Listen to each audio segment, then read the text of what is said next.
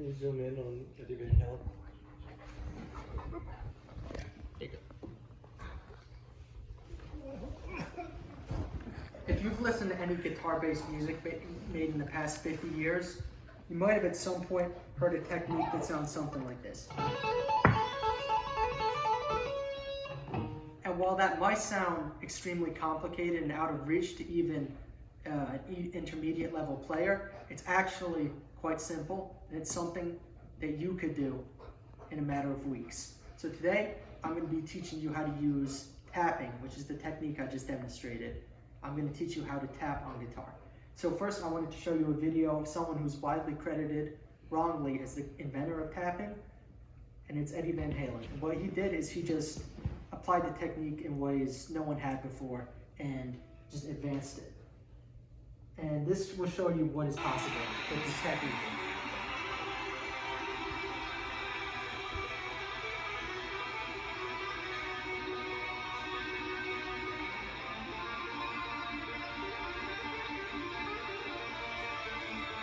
All right, how to tap on guitar. So you may be asking, why should I care about this? Why should I care about a random, seemingly advanced technique on guitar? And you should care because it's deceptively easy. Compared to many other techniques, tapping can be accomplished with a relatively little amount of time and practice. You should also care because if you're a guitarist of any style, it's a useful technique to have in your back pocket. And it's very useful if you want to simply just impress your friends, make them think that you're a better guitar player than you actually are. So I'm going to be going over 4 points. First is the hammer-on. That's the first building block we need to discuss here. Then is the pull-off. That's the second building block. And then the third and final building block is introducing our right hand. And then the fourth point is putting that all together and utilizing the technique in different settings. So first, we need to discuss the hammer-on. And the hammer-on is best described as hitting the string using your left hand, which is your fretting hand. So the way hammer-ons are mostly used in practice is you would pluck a string and then you would hammer it on. You hit the string with another finger on your left hand to change the pitch of the note. So I'm only plucking the string one time with my right hand, but I'm getting 2 notes out of it because I'm hitting it with my left hand. And so this is an incredibly useful technique in many styles, but it's important to recognize that you need enough force on the string to get the note to ring clearly out, as if you do it too softly, it may sound sloppy.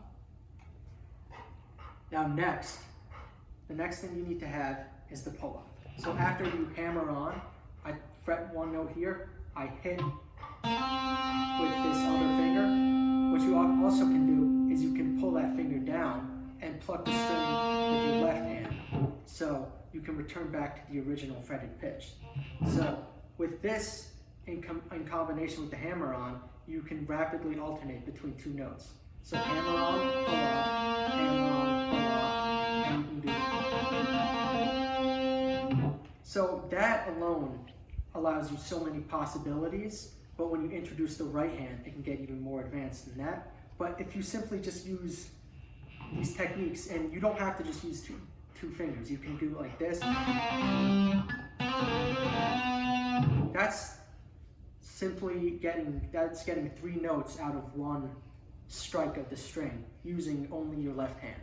And it's important to mute lower strings, as you can get a lot of unwanted string noise if you don't have proper technique. But our focus is incorporating the right hand. So what we're doing with the right hand is we're just taking that technique and just applying it in a different setting. So I'm taking the right hand, I'm hitting on to the fretboard, I'm hammering on, and I'm pulling my finger downwards. Pulling off with that same finger. I'm hammering on and then pulling off. So I'm taking the techniques that I'm using in my left hand and just applying them to my right hand. And so this, if I combine these 3 techniques, I can create more complicated melodies or arrangements. So, for example, I can hammer on with my right, and then I pull off, and then hammer on back with my left, and then hammer on again with my right. So that's just using the same two simple techniques I discussed, the hammer on and the pull off, but I'm just applying them in different scenarios. So then we put it all together. So there are limitless possibilities of what you can use with tapping, and one of the most common is the arpeggio. So for example, if you're going to play this chord, what I can do is I can break that apart with tapping, and I can play something like this. That's the same exact chord I just played, but I'm just expressing it in a different form using tapping. And that's what tapping really lets us do. It lets us articulate new ideas and play things that are simply impossible if you're playing just normally, because it allows you more range over the fretboard. So you can also experiment with the rhythm. There's no limit to what rhythms you can use with tapping. You can play slow, or you can play much faster. So you can also move around both of those hands, and when you put it all together, you can end with something like this.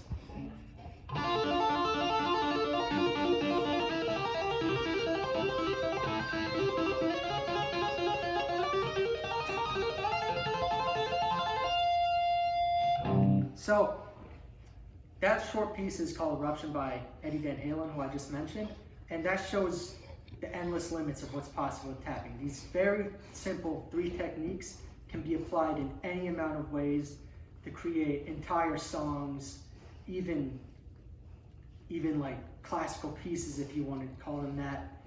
There's truly no limit to this technique, and it's much more simple than you may realize. And while it takes an amount of practice to get to that level, it's more than worth it. Thank you.